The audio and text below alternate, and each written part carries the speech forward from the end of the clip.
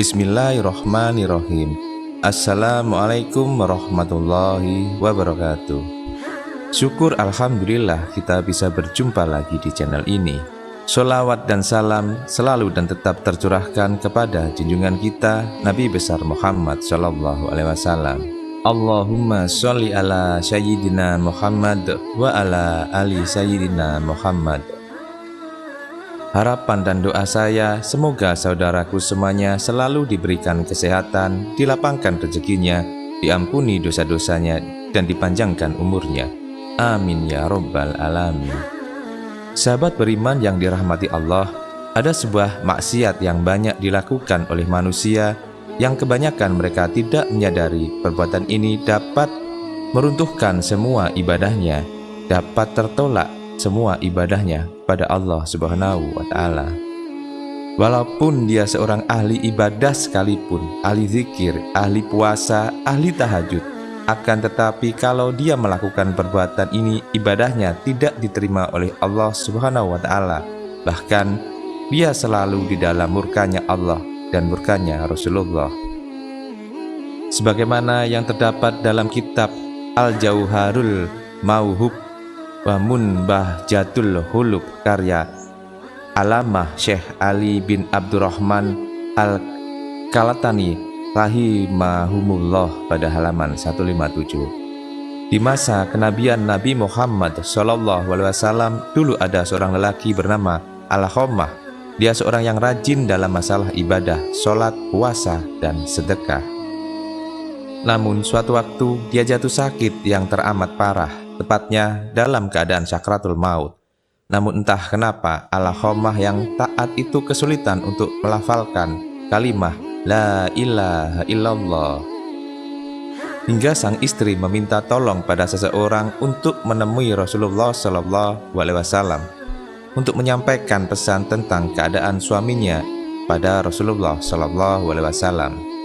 Nabi pun mengutus Bilal Ali, Salman, dan Ammar radhiyallahu anhu untuk datang ke rumah Alqamah. Di sana mereka menyaksikan betapa Alqamah dalam keadaan yang memprihatinkan.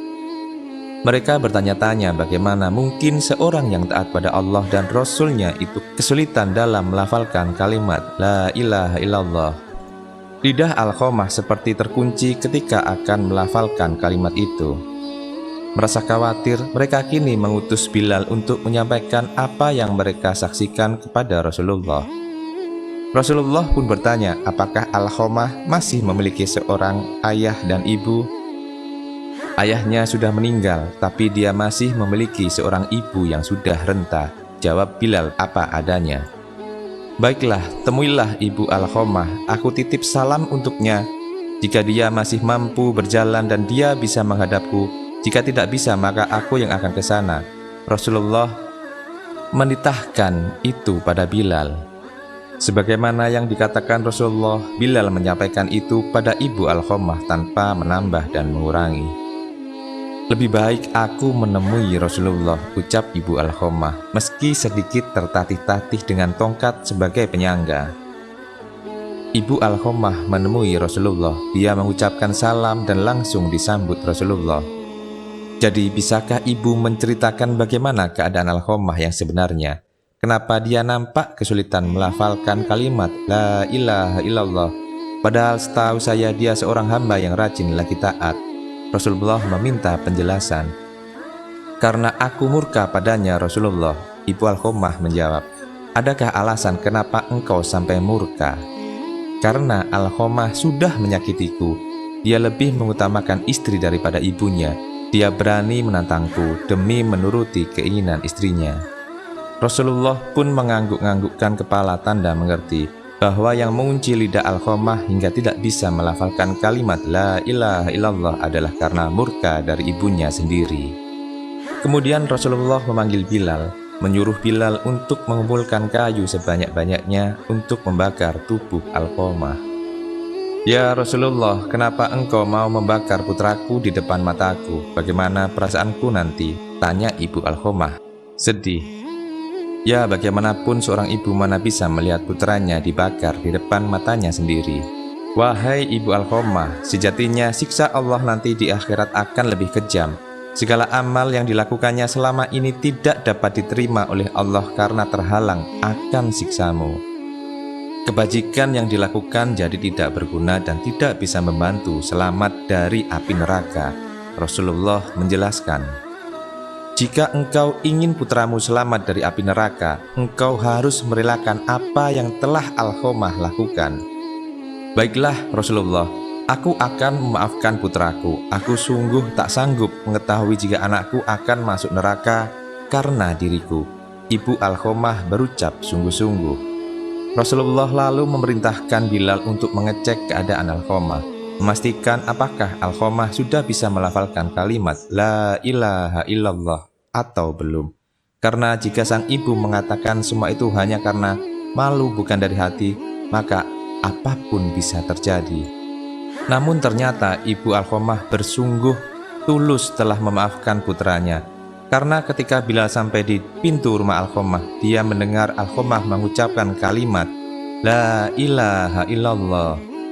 Bilal lalu masuk dan memberitahu apa yang sebenarnya telah terjadi pada keadaan Alqamah itu. Tentang lidah Alqamah yang terkunci tidak bisa mengucapkan kalimat syahadat karena mendapat murka dari ibunya. Bahwa segala amal yang dilakukan Alqamah tidak dapat menolong karena murkanya seorang ibu kepada anaknya. Dan hari itu setelah ibunya memaafkan Alqamah, dia pun kembali ke rahmatullah.